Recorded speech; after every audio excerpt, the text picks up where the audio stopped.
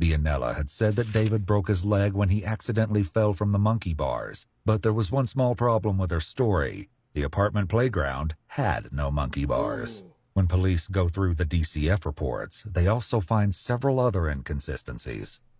No monkey bars, bro. How do you... Bianella's sister later told police another story. This one was that 2-year-old David was jumping from swing to swing when he fell and broke his leg. In any case, things aren't looking good for Bianella, and it only got worse when Christian revealed an entirely different version of events. Did your mom do something to David? No. When Christian doesn't budge on his story, the detective tried a different approach, and the results are more shocking than she could have anticipated. Did you push him down? Did they go? No. What did you hit him with? Did you hit him with something on his head? No. So what happened? What happened to the side of his head? I pushed him against a bookshelf. Why'd you push him? Are you angry about something? Yes. What were you angry about? What my stepdad did to me. Oh, what your stepdad did to you? Is that what you said? Why were you angry about that tonight? Because I was thinking about it. How did you want to, like, say this is the shelf. Can you show me with the doll how you pushed him into the shelf? By his head. So, show me with the doll how you... Like, push it in. Oh, okay. So, you pushed him with your hand into the shelf. Is that all that happened tonight? Mm-hmm. Okay. Do you feel better about telling me what happened? No. You don't feel better? Was that the truth, what you told me this time? Yeah. What do you think your mom's going to say?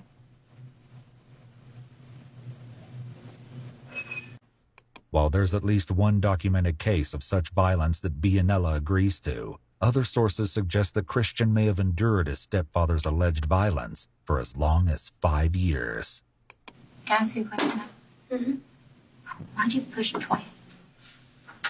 Why'd you push him 2 times?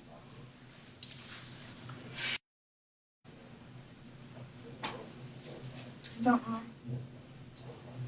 I don't know. I don't even know why I pushed him from the start. Authorities are left to confront Bianella with the awful truth. This wasn't an accident. Christian did it. What do you... How do you do it? He got mad at her and he took her by the head and smacked twice into the bookshelf. Did he cry? The whole time she First didn't time. know. I thought she kinda was in on it, bro. That's wild. So he the mastermind, bro. And then you pushed him again. I gotta stop crying. And he said the first time he hit it, he was crying, and the second time he did it, out and unconscious. And that's when he carried to the bed, and that's when he knew that he did something really bad. And he said he lied to you about it. So I know you didn't know. I know you didn't know. Anything else you want to tell me about tonight? Or is that all I need to tell the doctors? If he hasn't woken up? He's still sleeping. His brain started swelling. Like bigger or smaller? Bigger. Bigger? So it touches his brain? Yes. I guess when his head hit the shelf, it caused some swelling. And the doctor say if he was gonna make it? They said that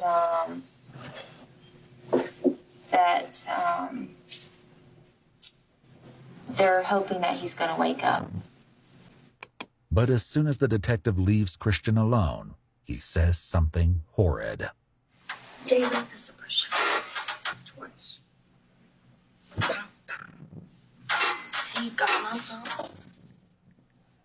His injuries were both extensive and horrific. His neck rested inside a protective brace, his skull was fractured, and his nose was broken and bloody. His right forearm was injured and possibly fractured. David had swelling and redness in both eyes, with a bruise under his left eye. He had a contusion on his right hip, a hematoma above his right ear, and a bruise on the right side of his forehead.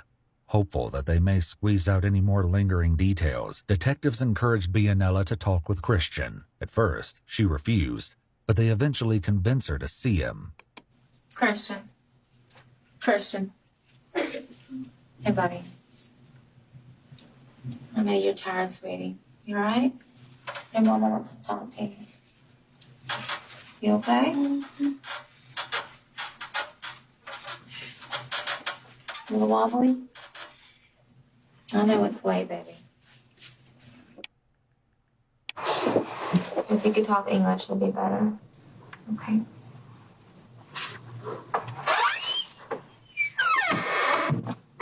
What did you do?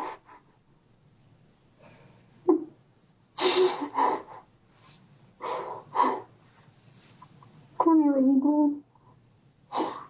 What did you do? Stop. Tell me what happened. Went to show. Didn't you think that was gonna hurt? Why would you do something like that? Please go back out. She said, "I was going to see you." Overwhelmed by the events of the night, his mother's reaction, and perhaps after fully realizing the consequences of his actions, Christian finally begins to crack.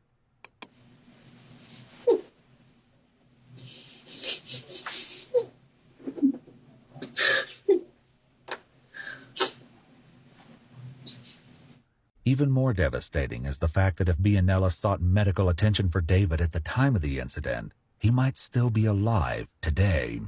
Christian was arrested immediately after his questioning.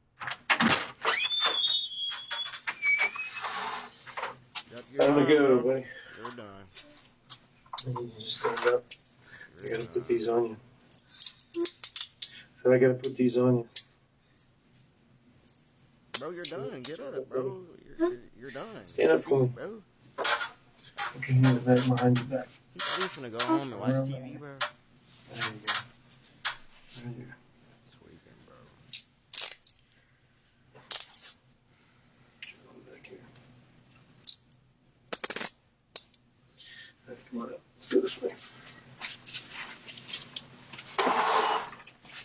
In Florida, minors are generally handled in the juvenile system. However, Florida does not have a minimum statutory age for filing charges against a child of any age for a capital offense, meaning those punishable by death or life in prison. Due to this, though Christian was only 12 at the time of the crime, he was charged as an adult, becoming the youngest person in Duval County, Florida to be indicted for first-degree murder. Bianella's arrest followed just 2 weeks later. She pleaded guilty to aggravated manslaughter and was sentenced to 10 years in prison. The judge credited her with the 2 years, 4 months she already served in jail and suspended the rest of the sentence to probation. She was also ordered to spend 90 days in the Hubbard House domestic violence shelter and then 2 years at a halfway house. Christian's case received a lot of public attention, including letters to the judge supporting him. One letter requested that he be tried as a juvenile and included a petition with almost 9,000 signatures from across the world. Eventually, Christian received a plea deal for the lesser charges of aggravated battery and manslaughter. He served 7 years total in a juvenile detention facility and was released on his 19th birthday in 2018. His probation was officially terminated in May of 2023.